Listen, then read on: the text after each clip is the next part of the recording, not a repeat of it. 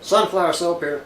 We're doing a video today. This is the 21st day of September 2011, and what I want to show you today is some of the equipment I use in the production of our soap. To start off with, I'm going to show you my lye container, or the container I use to mix my lye water in, which is a common picture. I picked it up at like a thrift store. It's a very common pitcher. It doesn't have a lid. And I put this plastic on this. After you mix the lye in the water will boil, and the fumes coming off of this is very, very bad for your health. And what I do is I take just a piece of saran wrap and I cover the container, and then I push it down in the center, because as it steams, the steam will collect on the plastic and it'll drip back in the container. And like I said, if you breathe this stuff, it's real bad for your health. And another thing I do is if I fill this container half full of water, I'll set it down in the sink like in some water, like a double boiler, and the cool water in the sink will pull the heat out of that water much quicker. Otherwise, this could take at least 2 hours to cool down to room temperature. It'll be 180 to 200 degrees as soon as you pour the lye into it. And it's no kidding, it just automatically boils, and about 2 minutes after you stir it up, it'll be very cloudy, and then it'll go to like a light gray color. And once it goes to the light gray color, the fumes are done, and it's safe to inhale the fumes off it. But in the first 2 or 3 minutes, when the steam's coming out of this container, it's really bad. You need to set it by a window or under your exhaust fan. You just need to stay away from them fumes. I also have a dedicated cup that I weigh the lye in. This is only used for the lye, and it's a rigid cup.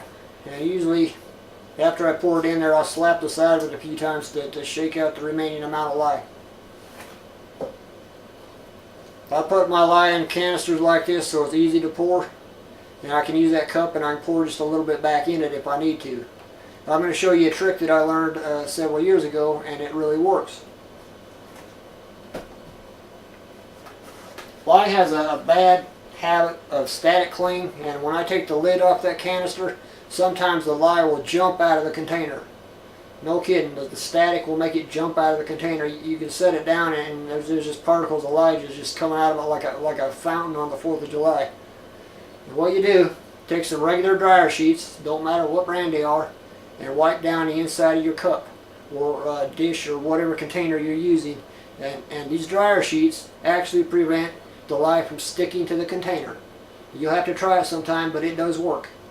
You just take a sheet off and you wipe it down 2 or 3 times inside, and then you throw your sheet away. And the chemical on this fabric sheet softener for the dryer actually does something to keep the lye from sticking. That's a little trick I learned a long time ago.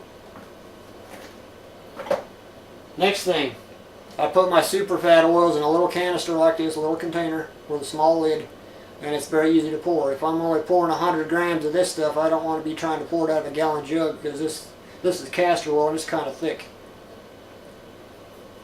But anybody that makes soap needs to put castor oil in their recipe. About 4% is all you need. You don't need to put 20%, or you'll have your soap will foam up so bad it's like putting dish detergent in the automatic dishwasher. And, about 4% is ideal. 2% it doesn't do a lot of good, but around 4% is ideal. A lot of times I'll buy my liquid oils in a canister like this in the grocery store, and it's a decent price, and sometimes it's on sale. And then I'll pour it into a gallon jug. I might buy 2 of these just to refill my gallon jug. This is about 1.5 quarts. I'll take a half a gallon jug like this, and I'll weigh out all my liquid oils.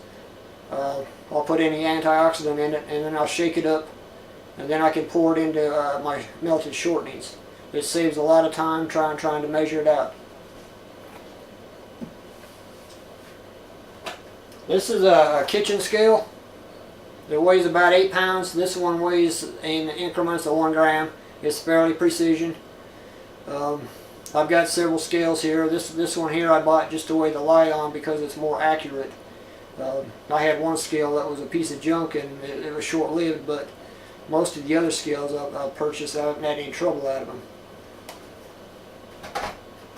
This scale here, I used to weigh my packages on, and it's got a problem with it. It's got a hold feature, so about every 10 seconds of inactivity, it'll just freeze on you, and you can't weigh your oils on something like that that has a hold feature. You've got to find one that's active all the time.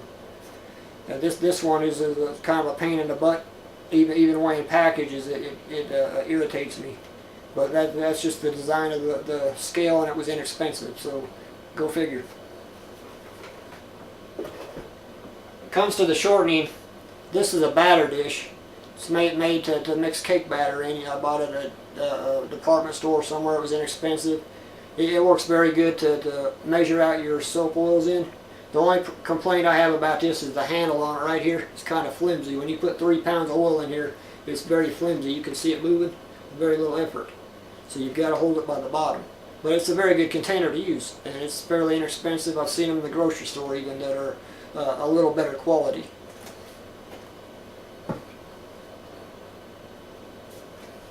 This is I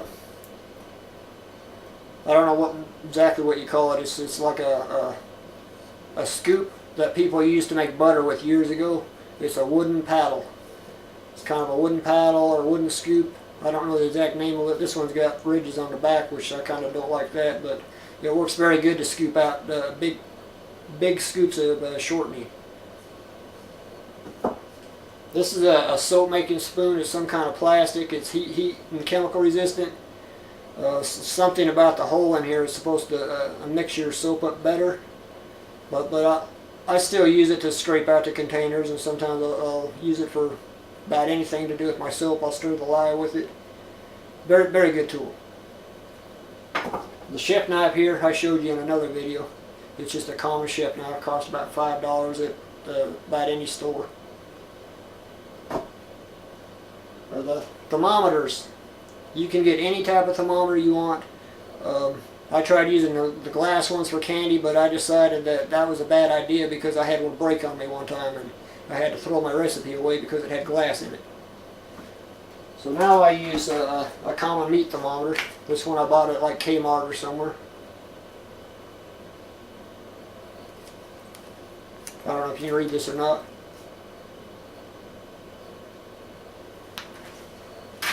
I also picked up a non-contact thermometer. I ordered this from like China or somewhere. It works really good. You just push the button down, and it'll give you the temperature of whatever you're pointing at within a few inches. See, it's about 80 degrees in this room right now. This is a thermometer I use to stick in my lye container because it's got a long stem. And you just set it in there after a while. But the problem I had is if you set it in there too soon, the steam will get up in here and cloud up the lens.